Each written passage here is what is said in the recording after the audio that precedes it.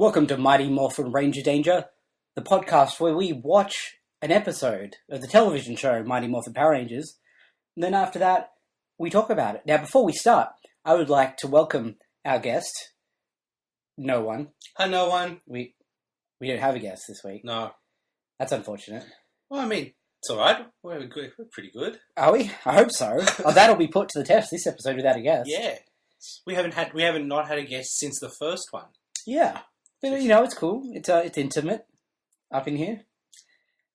Oh, I'm terrified for my life now, so let's go on. Yeah, before we start, I should let you know that our website is www.rangerdangerpodcast.com. Yep.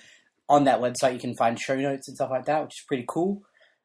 Basically, anything we talk about that isn't on the show, we put a link to. Yeah. We also have an email address that you can send us internet emails, which is rangerdangerpodcast@gmail.com, I believe. Yep. If Twitter is your jam, you can send us a tweet. Yep. At RangerDcast. I'm pretty terrible at the Twitter, but that's fine. It's a work in progress. We'll pick it up. We're also on Facebook. Yep. We're also on iTunes, so you can subscribe there, which is a very reliable way to get the show every week. And we are also now on the YouTubes. Yep. So you can subscribe to us there as well. If you want to subscribe to the show twice, the best way to do it is on iTunes and on YouTube. Yes, we've got 4 subscribers on YouTube. Fantastic. One of them is me. Okay. One of them is Tim, who's been on the show. Yeah. One of them is a friend of ours who hasn't been on the show yet, but will be on the show in the future. Who's that? Kaylee. Oh, Kaylee. Kaylee was supposed to be here this week, but she was too busy doing sports. Yeah. Or watching sports, or something sports. Sports. And I don't know who the 4th subscriber is. So it could be you. Well, thank you, if it is you. We appreciate you. Yeah. I guess. We really do. Okay, so we're going to watch episode number 30 of Mighty Morphin Power Rangers into the Did you think we'd make 30? Well, I think we're going to do this till the day we die, so yes. Oh, right. All right. That's a very exciting answer. Anyway, the episode is called Rockstars. No, The Rockstar. Sorry. Just one. The Rockstar. Okay, well, I was going to say I think of us as the Rockstars of podcasting, but I can't... That's not true. Well... We're not even like the indie musicians of Rockstar. Yeah. You don't think that we have indie... I think we're pretty indie because no one listens to the show. No, but we're definitely indie, but... Yeah, all right. Anyway. So we usually ask guest questions and stuff like that, but we don't really have a guest. Nothing. So we've been writing an article that we're hoping to shop around to an internet publication about the top 30 best or top 30 worst, depending on your perspective, monsters of the first 30 episodes of Power Rangers. Yep. And I thought maybe we could just talk about that for a little bit. Maybe do 1 to 15 this week and 1 to 15 next week. That sounds eminently reasonable. All right, so we've already gone through and made our list, but I thought we'd go through it with you guys and talk about why we thought that was the case. I might try to go a bit quickly. Okay, sounds good. Well, number 30, so the worst monster we picked so far was Mr Ticklesneezer. Yep. Do you want to talk about why Mr Ticklesneezer was the worst? It's not that he's, like, boring or anything like that. No. It's just that he's terrible at being a monster. Yeah, and I think that's not really his fault. I think it's because he's a good guy who was led astray. And also because it was all just a dream. It was all just a dream, and also it kind of seemed like they were trying to portray him as having Down syndrome, which isn't cool. Yeah, it was... Yeah, Mr. Ticklesneezer. So number 29, you will remember from very recently, The Wheel of Misfortune. Yeah, that was pretty bad. Yeah, I don't think we need to talk about The Wheel of Misfortune. No, I don't think so. Except to say that it was a spinning wheel that spun around. I think it's pretty self-explanatory why it's so low on the list. There we go. Number 28, Matt? Frankenstein. Yep. Not Frankenstein's monster, which is what it should be called, but that's fine. Wasn't Frankenstein the real monster? Oh, boy. Yeah, I mean, I understand the kind of philosophical point. Yeah. Yeah. He's so low on the list because he was dreadful. So incredibly uninspired for a show that generally is pretty creative. I mean, it's a pig's head with arms and legs wearing a Roman centurion helmet. Yep, that's creative. That's the sort of stuff we normally get. This, something invented in the 1800s by a British lady. I mean... Not only that, Frankenstein's pretty important. Like, it's often regarded as the start of science fiction. Yes. So, I don't think it's really done justice by Mighty Morphin Power Rangers. That's true of many things. Number 27 Yeah. was Giant. Yeah, his name is Giant. He's the monster from High Five, who is the second episode, and I don't remember anything about him at all. Yeah, I think that's why he's so low on the list. Yeah. I think he got bummed up a little bit by me because he did punch through reality to another dimension. That's kind of cool. Frankly, on this show, that happens once every couple of weeks. So number 26 Yeah, was Spidertron yeah, from Itsy Bitsy Spider. yeah. Now, Spidertron is one that I have a very personal hatred for because the name Spidertron to me implies robot spider or Yep. spider Definitely cyborg. computer something. That's right. There's none of that. It's just a giant spider. Yep. I guess that's the American writing staff's fault. Yeah, For like they'd have named him. yeah. And that made me incredibly angry, so that's why he got bumped so far down the list. Who's number 25? Dark Warrior! He's the one with the cravat, right? That's right. Yeah. Whew. I think the cravat is easily the coolest thing about him. Yep. Other than that, he's just the dude in vaguely ninja camo gear. So, yeah, he low on the list of being not very memorable again. Number 24. It's the Spitflower. Yeah, that was... I think it was kind of a terrible costume, for starters. Yeah, well, it was kind of a terrible episode. It was a terrible episode. I think he's sort of brought down, or she, I don't know, by association. Yep. You know, it's kind of a shitty episode, an uninspiring monster, low on the list. Next up is the Mighty Minotaur at number 23. Do you remember anything about the Mighty Minotaur at all? I remember what he looks like, which is why I think he wasn't at the bottom of the list. Right. He had that cool sort of like centurion, not centurion, I guess, but he had like that like Roman battle skirt, I guess you called them. Yep. And you know, if you're a Minotaur and you wear a skirt and you can rock it, I think that's respect worthy. Is that a situation you come up across in your regular life? Yeah. Okay. You live a much more exciting life than me. In number 22, we had Genie from Switching Places. He had that drill staff. It was like a hand drill, a hand-powered drill, which is kind of cool. And he was a genie. He was a genie. And I think Aladdin shows why an evil genie can be legitimately terrifying. This one, I mean, Alpha 5 beat him. Yeah, he didn't really follow up on that promise, you know, but... There was stuff about how he could grant wishes. Yeah. That's why they were... And then... Nothing really came from that. Nothing at all. But he did throw magic ribbons that hurt the Megazord. That was interesting, if nothing else. Who was number 21, Matt? Pine Octopus. Yep. Now, I don't think Pine Octopus was very exciting in his own right, although he did grow from a human clown, which is kind of cool. But what I like about Pine Octopus, and I think why he got bumped up on the list a little bit, is because he was sort of the start of a trend that I love, where you take two completely unrelated things and mash them together and make a monster. Now, that concept was responsible for one of my favourite monsters on the list, which is a bit later on. Okay.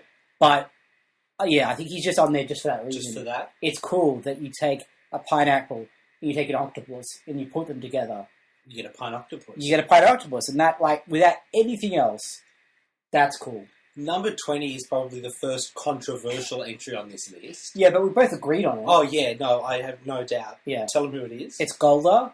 Yep. Now, I know that a lot of you listening probably have fond memories of Goldar as a kid, thinking that he was pretty cool. But for me, going back and watching it, you realise that he's actually a giant coward, which would be more okay if he didn't talk a huge game. There's that bit in Green with Evil that's like 2 episodes long. Yeah. Where he's got Jason in a dungeon with no morpher. Yeah. Goldar's got a sword. Yeah. That sounds like it should be an open and shut case. Yeah. And Jason basically just lies down on the ground and rolls around. Instant fog. Yeah. And that's enough to hold off until some other stuff happens. Not only that, there's about 6 episodes where Goldar says, "Alright, this is it, we have to go down and get the Power Rangers." He goes down, fights for about 5 minutes, like max. Yep. And as soon as he realises the battle's not going his way, he pisses off again. Yep. He's just a giant coward. He is. Who's number 19? Mutitus? Is that how you pronounce it? Mutitus. Yeah, he was from last week. Yeah, there we go. He was legitimately scary visually. Especially when he became Super Mutitus, or whatever his name was. Yeah, that was gross. He wasn't super interesting, but he was reasonably deadly, looked scary. Yep. And in the Well of Power Rangers, that's enough to get you almost halfway up the list. Plus, he introduced us to our favourite little person Power Rangers character. So, I feel like that counts for something. It does count for something. Number 18. Is Babu. Yep. Now, I don't mind Babu as a dude. You know, I think he's probably regarded as a coward by some people. Yep. But he actually managed to do some things effectively. Yep. Like spiking the drinks and turning the Power Rangers into Power Ranger punks. Yep. He's the only one, I think, besides Rita, that gets to ride around with that flying penny file thing. So that's pretty boss. It's such a weird show. It is a weird show. Yeah, Babu is pretty cool. Yeah. I mean, I think he has been more effective in the things he has tried to do than Goldar. Definitely. Absolutely. Number 17? Is Scorpina. Yep. Now, Scorpina, for us at this point, is kind of a mystery. She hasn't done too much. She shows up only sometimes. Yeah. Presumably the rest of the time she's off doing other evil errands or something. I don't know. Yeah. But so far, she seems capable Yep. and effective. And one thing I like about her is that when she's regular size, she's sort of cool-looking but sort of normal-looking, Yep. human-looking person with gold armor. Yep. And looks cool. And then when she gets monster size, She becomes horrified. she turns into a hideous monstrosity. And I think that's kind of the best of both worlds. Yep. You know? So I have some respect for Scorpina. I'm hoping that we see more Scorpina, and she sort of justifies her position on the list a bit later on. I wouldn't get my hopes up if I did, but okay, number 16, which might be the last one that's halfway. Yep. Madame Woe. Right. From Peace, Love, and Woe. Yeah. Now, she is not a monster created by Finstyle. No, she's some sort of outside contractor. Yeah. She's a freelancer. An associate of readers from another galaxy. And I think that gives her some cachet, because she's brought in to take care of the Power Rangers. That doesn't really work for her. Nope. But and we've discussed this before, how I like to imagine that she's like a single mother who pays the bills by finding troublesome teens for evil sorcerers around the galaxy. Well, she did until Billy crushed her head gem and killed her. Yeah, I mean, it certainly gives it So weird. it's pretty weird. But that gives it a tragic, Yeah. tragic spin. I like it. Somewhere out there, someone's writing the gritty reboot. Whoa. About, just a career woman who just tries her hardest to defeat those evil kids, and then some snot-nosed punk from Angel Grove just crushes her head gem and obliterates her. Yeah, she's just trying to make a living, man. Haters gonna hate. Oh, boy. Okay. So, that sounds like just about the right attitude to go and watch The Rockstar. Yeah. So we're going to go do that. It's episode 30. Yeah, you can go watch it too if you want. Sarah was saying that she finds listening to the show much more enjoyable when she watches the episode as well. Yep, I suspect it would be for some people. Yeah. So, maybe if you haven't done that before, maybe it's worth considering. Yep. So you can track down the episode, watch it. And I mean, we can't guarantee this will be a good episode of Power Rangers. Oh, well, I don't think anyone could ever guarantee that. I feel like there are several in the future that I could comfortably say, I know that this is a good episode. Yeah. But I've never seen this episode of Power Rangers before, so I can't make a promise. Yeah, and if I have, I don't recall. Yeah. So. So, we're going to go watch that, and we're back in a sec. See you soon, guys. Welcome back. We just watched The Rockstar. Yeah. No rock music. No. There were rocks and space music, Yep. but no rock music. No rock music. Well, I mean, the Power Rangers theme is kind of rock music. Yeah, that's true. Okay, We heard that 2 or 3 times. no more rock music than usual. Yeah, that's fair. Also, something distinctly lacking from the episode. Yep. Tommy, A whole Power Ranger. Power Ranger, Yeah. who's not only not there the whole episode, he's not mentioned like he does not exist. They don't even hand wave away his absence. It's strange, isn't it? It's odd, yeah. I don't know if maybe this was supposed to come earlier in the... Nope, it was produced as the 30th episode. It's an adaptation of an episode well into the existence of the Green Ranger. That's so odd. Yeah, Okay. it's just... I guess Jason David Frank got to break this Yeah, he was off, I don't know, doing something. in the 4 hours that took them to put this episode together. I kind of liked this one. Yeah, to be honest, it was a little refreshing. Yeah. It wasn't... It was kind of just a solid episode of Power Rangers. I'm not sure I'd say solid, but not as bad. I said to Matt before we started, I mean, I know we've been trying to avoid spoilers, but we are halfway to Lord Zed. So... It seems like a very long way away. 30 episodes is a lot, Michael. It is a lot, Matt, but We can say that having done 30 episodes now. We are that far again from Lord Zed. What do we have to go between now and Lord Zed? Like, what can possibly happen in that time? You know what we've just seen for 30 episodes. Yeah. Lots more of that. And then, like, another 120 episodes, and then some Alien Rangers. Hooray! That'll make it better. It's a long, hard road we live. It is. Okay, so do you want to go from the top? Yeah, let's do it. Okay. So you noticed something new in the intro. Yeah. So it only takes watching it 30 times. 30 times to spot this. There's a shot of one of the Rangers getting their morpher on their belt. Yeah. Followed by a shot of Jason morphing. Or he's actually not morphing. He's doing that bit they did in the first episode where they just kind of get an overlay of... There's a transition of the Ranger outfit over Jason. So you can tell what colour everyone's going to be. Yeah. But the shot of the morpher is Zach's. Yeah. Which is... strange. I guess they didn't have a shot of Jason. Yeah, maybe the shot of Jason's isn't particularly good. Or... I would go back and check if I cared at all. Yeah. But we're definitely not doing that. And we're the ones doing the podcast, so... Yeah, we can't expect you to care. That's a bad sign.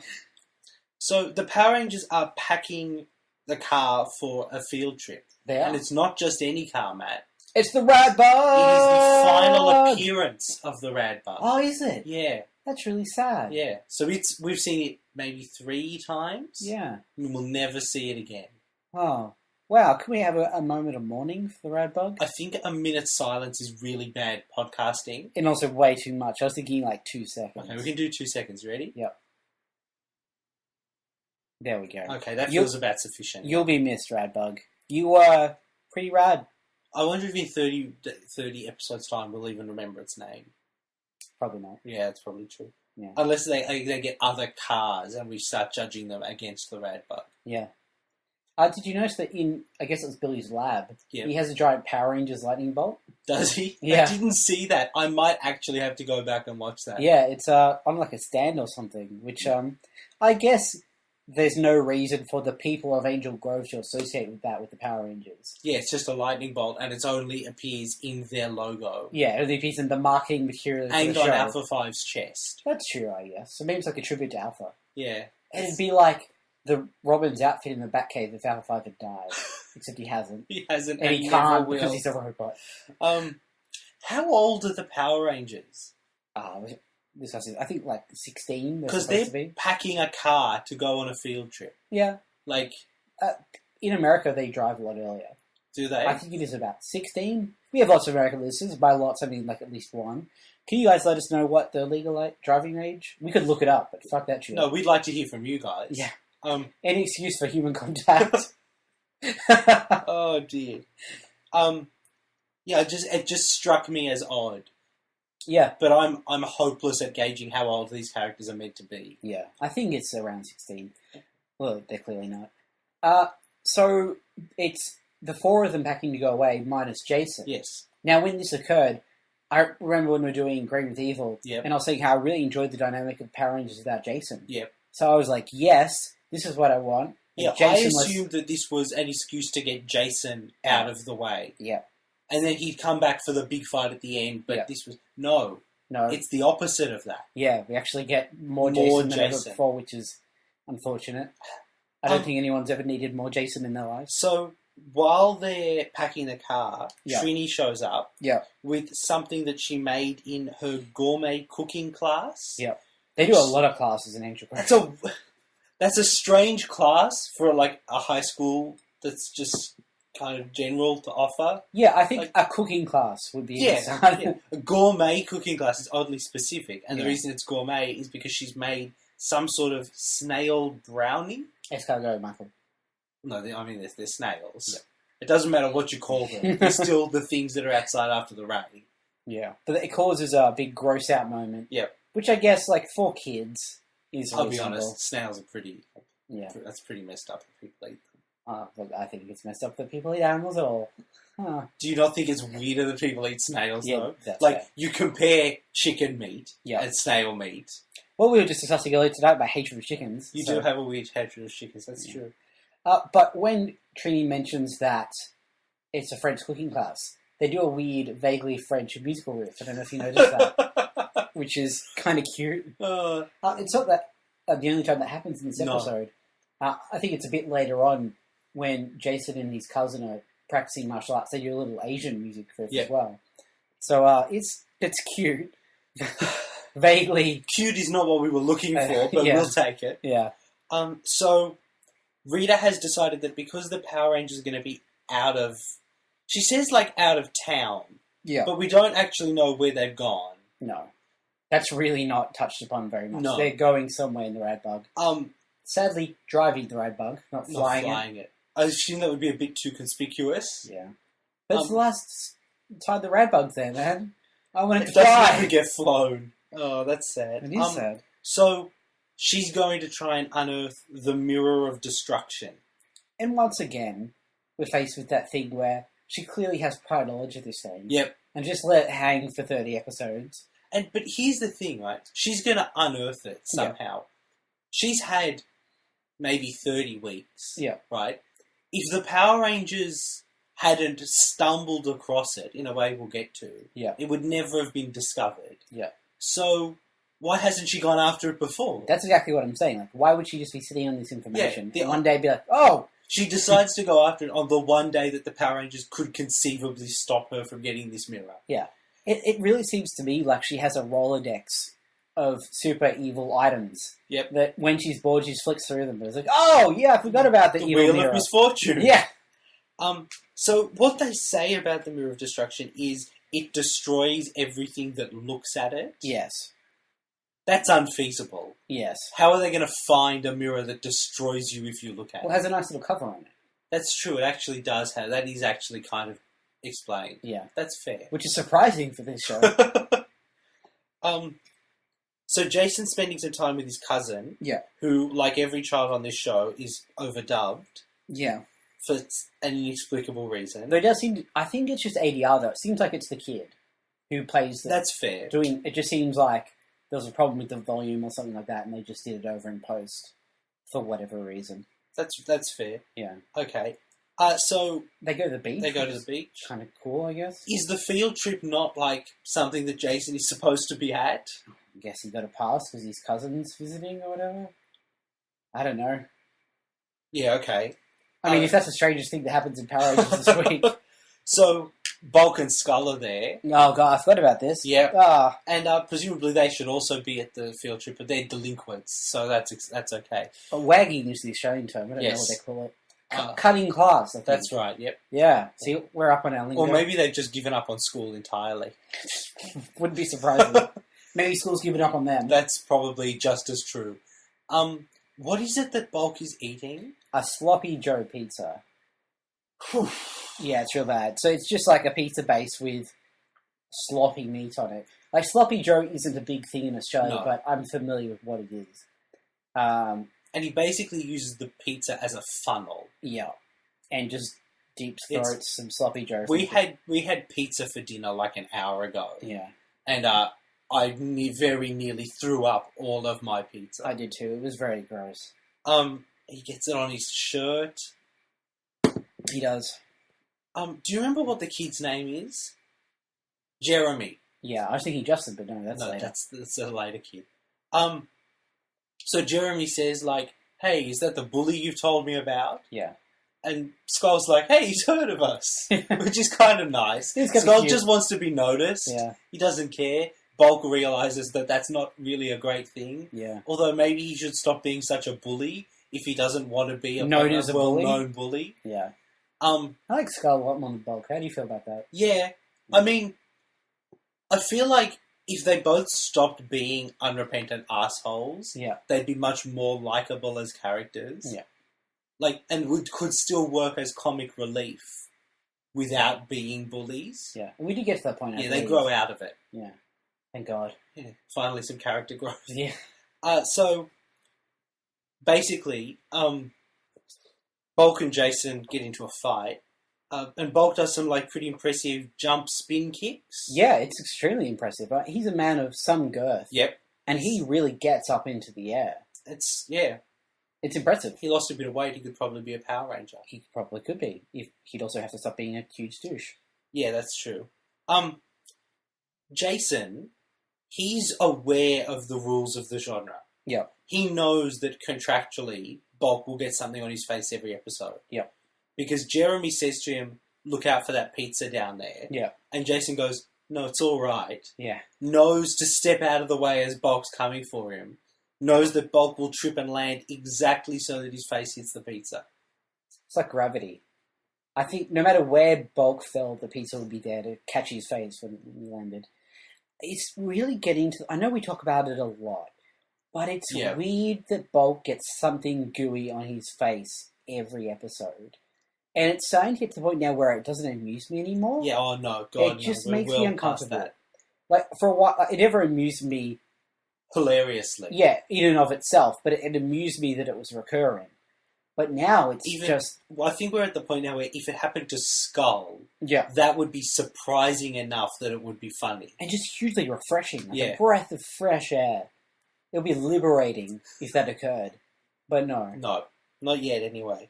And it makes me angry, the people writing this show, that they keep going back to that as a crutch. Maybe kids love it. See, I didn't when I was a kid. I don't think you would have. No.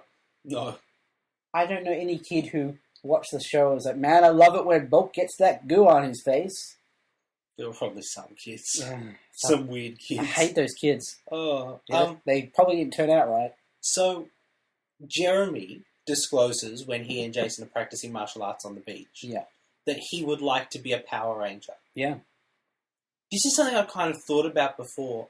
It's surprising that we've never seen like a legacy Power Ranger, Yes. like a Power Ranger who is related to an existing Power Ranger. Yeah. I mean, we're at the point now where a child of Power Ranger age could easily be the child of a former Power Ranger. Yeah. I guess that's just a little continuity they don't want to get themselves involved with at this point. I know they brought Tommy back. Yes. But... He works as a separate character That's who right. happens to have been a Power Ranger. Exactly. But I guess you could just say his dad used to be a Power Ranger, his mum used to be a Power Ranger, and just kind of, pass it off there. I don't think you'd have to, have them come... You'd have to have them come back, wouldn't you? Yeah. And I think the fans would expect that. Yes. But also, they seem to really like to have their cake and eat it too, where they like to pretend that the other Power Rangers existed before the current set of Power Rangers. Yep. But also, These are the Power Rangers. not only that, the people in the world Yep.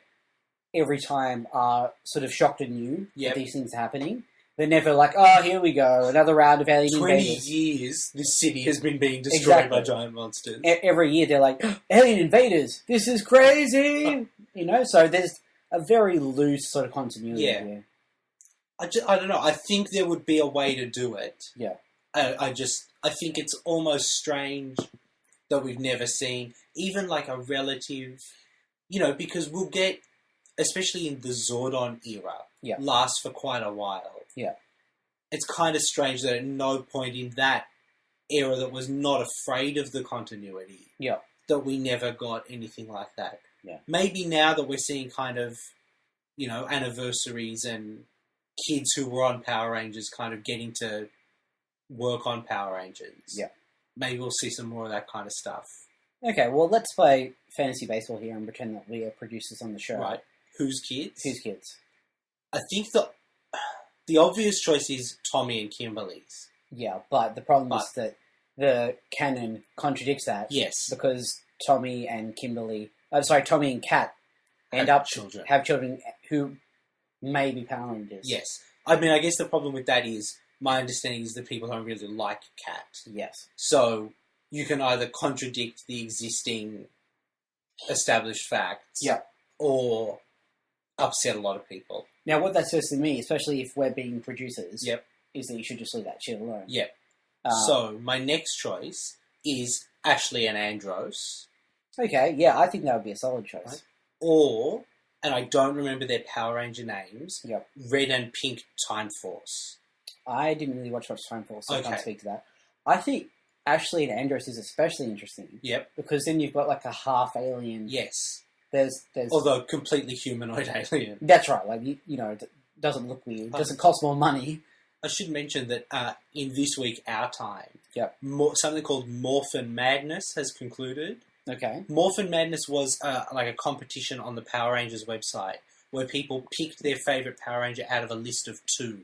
Yep. Like out of, this is your pairing, choose one. Yep. And the top 5 were going to be made into a pack of Ranger keys. Oh, cool. So the only female Ranger to be on the to be in the top 5 Yep. was the Pink Time Force Ranger. Oh, So okay. she's popular. hugely well regarded by fans. Okay. She's actually like an actress who's gone on to do other work too. Right. You may remember her as Ted's sister from How I Met Your Mother. Ah, yeah. An actress named Erin Cahill. Okay, yep. I actually remember her vaguely in the show. By the time we get up to the show, yeah, she is very impressive on the show. Okay. And then in her team-up episode comes back wearing leather, so lots of people have fond memories. I bet.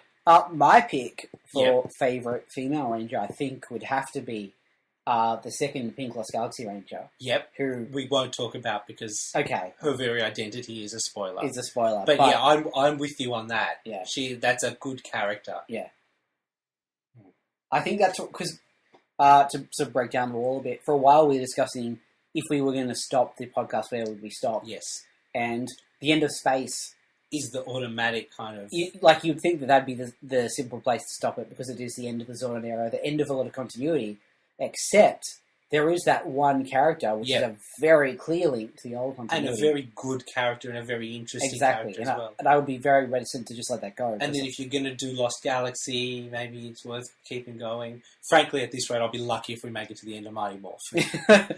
We may kill ourselves or each other before that point. This show is making me old. We're at 30 minutes of podcast and we haven't even gotten up to the Rockstar yet. That's fine. This is a long one. This is somehow, when there's not a guest, we just talk for longer. So the Rockstar, I think there's some putties. There's a putty fight. I think we can gloss over that at this point. Although, I would like to say that the kid does quite well. Yeah, 5 putties taken down by an unmorphed Power Ranger and a 13-year-old. Yeah.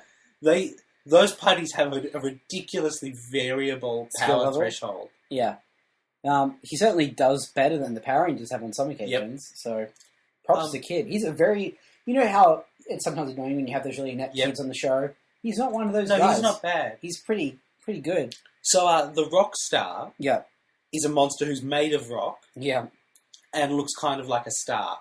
Oh, does he? I didn't even pick that up. His head is kind of a point and points coming out the sides. I didn't even notice that. I was just like, oh, he looks like rocks. That was their pun. I want to know if that pun works in Japanese. If, rocks... it seems incredibly unlikely that Rockstar, as in famous musician, is made up of the words for rock and star. Well, I don't think it's that unlikely because rock and roll started in America. Yeah. And if it came to Japan... You think it might be called rock, but their rocks would not be called rock. They'd have another word for rock. No, but I think they would translate it. They'd say, okay, the Americans say rock. Really? We'd take that, maybe. We're going to have to research some research put it in the show notes, I guess. Yeah, I'll make a note. Or if you speak Japanese or... have any kind of understanding of rock stars in various foreign languages. Yeah. Right in. So his power is out of a kind of a hole in his chest. He shoots fake styrofoam rocks. Yeah. That are covered in sort of lightning, looks a bit like hair. I don't know what was going on there. Yeah. Because they're not all like that. No. And it seems like what the rocks do that he shoots out of his chest is attach themselves to people. Yep. And weigh them down. Somehow. And it seems like they're immovable until they're not. Yeah, look.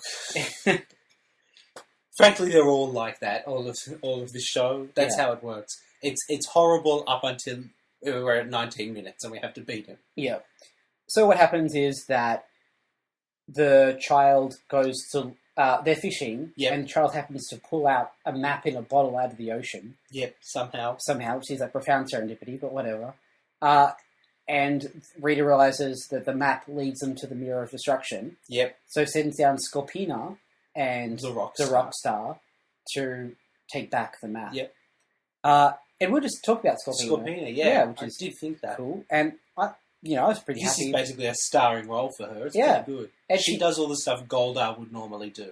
Yeah, except much better. Yes, that's absolutely true. And, just in case you're worried that she would do the runaway thing first, Goldar comes down to take that position at the end. Yeah. To appear for a moment to run away. But, they end up fighting in, a pool. No, slow down. Okay. So the kid runs away from the Rockstar. Yeah. the 5 Power Rangers go to try and find the kid, unmorphed. Oh, they get called back from their field trip, by the way. Oh, yeah, sorry, that happened. Because opening the bottle creates an earthquake. For reasons. For 3 sessions. Yeah. So they go to try and find Jeremy. Yeah. Jeremy's run off. Yeah. Billy runs off to go try and find Jeremy. Yeah. The others go, now the Rockstar is at the swim club. Yeah. Which is, look, it's a pool. Yeah. We see them all morph, Yeah. even Billy, who's run off to go find the kid unmorphed. Yeah. But whatever. It's not like we've seen multiple various cuts of that sequence before. Yeah. Someone got lazy that day or didn't even notice, probably. Well, the next time we see him, he's morphed, so I guess, That's true, but it is a long time away. That's true. And it's at this point at the fight at the swim club that I've written in my notes, holy shit, this is kind of great. Yeah. Because the fight with the Rockstar is interesting. Yep. He does different things. It's just a visually interesting scene. I was with you. This was the point in the episode where I'm like, you know what? I'm enjoying this episode. Yep. It looks cool. Because I think we see so many fights in A, parks, and B, rock quarries. And sometimes parks and then rock quarries. Yeah, and that's like 90%. Yep. Seeing them in a new environment that's bright and visually interesting blew my mind a little bit, to be honest. Yeah, it was very cool. And Scorpina's down there, so she gets a bit of fighting in. Yep. It's enjoyable. Yeah. It was also at that point that I realised that Tommy wasn't in this episode. Yeah, and he wasn't turning up. Because that was the point at which he would come. Yeah. If he was going to come. Yeah. But he does not. His name isn't even said, guys. No. He's been basically the focus of every episode since he showed up. Yeah. And he's the coolest. In this, nothing. It was weird. It was weird. So there's more fighting with the Rockstar and Scorpina. Yep. And then Jeremy discovers the mirror. Yeah. And the mirror's got kind of like flaps on the front. Like teeth flaps almost. Yeah. They look vaguely organic. And so if you open it, it shoots like a laser beam. Yeah, see, the rules seem to be a bit ambiguous. They certainly are. Sometimes it shoots a laser beam whenever it's open. Yep. Sometimes it only hurts things if they look into the mirror. Yep. But what happens first is a putty Yep. looks into the mirror and gets shattered by it. Completely crumbled. Which looks pretty cool, actually. Yeah. It's quite a nice effect. And it does give you a sense of like, oh, this is actually dangerous. We know it won't be dangerous, but it does kind of feel that way. Yeah. And in doing that, he makes some rubble in the distance. Somehow. Yeah. There's some very bad cutting together yeah. of Japanese and American footage, but the idea is that it is enough to get Scorpion's attention. Yeah. And he, realizing it's too much power, throws the mirror away with incredible arms into the ocean. Yep. Or the beach or whatever, I guess. Basically into the middle of the Scorpina Power Rangers fight. And we get a really good, 5-on-1 Scorpina versus Rangers sequence. It's interesting. And again, I think it justifies Scorpina's position on Blister because she does a great job. And again, we see, there's some fighting on the beach with some water. Yeah. It's unlike anything we've literally ever seen on the show before. Yeah. And it's really enjoyable to watch. Yep. It'd be nice if we could do a bit more of that, thanks. Yeah, please. It does go to show that just breaking it up visually a little bit does so much to... Absolutely, because I don't think the content was particularly better. No, it was just new. It was just literally old novelty. So then Scorpina gets a hold of the mirror. Yeah. And at which point Rita instantly... Oh, no, wait. We missed the part where the kid destroys the Rockstar. Oh, yeah. Which is kind of hilarious because he's the titular monster of the episode and gets destroyed on accident by the kid. He doesn't get to grow. No. The kid opens the mirror, doesn't destroy the Rockstar. The Rockstar looks at it, shoots a laser and destroys the Rockstar. Yeah. That's it. Problem solved. And it's kind of great in that it does again lend that mirror some weight because it just wipes this monster out. Normally you need a power sword or some sort of finishing move from a Megazord. But this thing just straight up dead. Then Scorpina grows, which didn't make sense until you see that the mirror grows as well. Yeah. Somehow magic. Yeah. And we get to see Scorpina's kind of horrible monster form. Yeah. she does a bit of fighting with the Megazord, and then Goldar comes down. Yeah, it's hilarious to me that Goldar's entrance into the fight is like sucker punching the Megazord, which further sort of, in my mind, cements his reputation. Yeah, basically, the first time Goldar is willing to come down in this episode at all is when someone else is distracting the Megazord, so Goldar can hit it in the back of the head. He's such a douche. And then his role is to hold the Megazord in place while Scorpina uses the mirror to destroy it. Yeah. That's not what happens. We didn't see the destruction of the Megazord. You don't want to freak anyone out. Yeah, no. What happens is the Megazord steps on Goldar's foot. But before we get to that, though, I want to say that the Megazord sort of averts its destruction for a moment by covering its eyes using its arm, which really makes me wonder about how this mirror functions, because the Megazord isn't an organic being. No, and also, this is something that I've raised several times, but it's because it bugs me. Yeah. Where are the Power Rangers? Yeah. There's nowhere on the Megazord where there's, like, room for a cockpit. Well, they're in the chest, I think.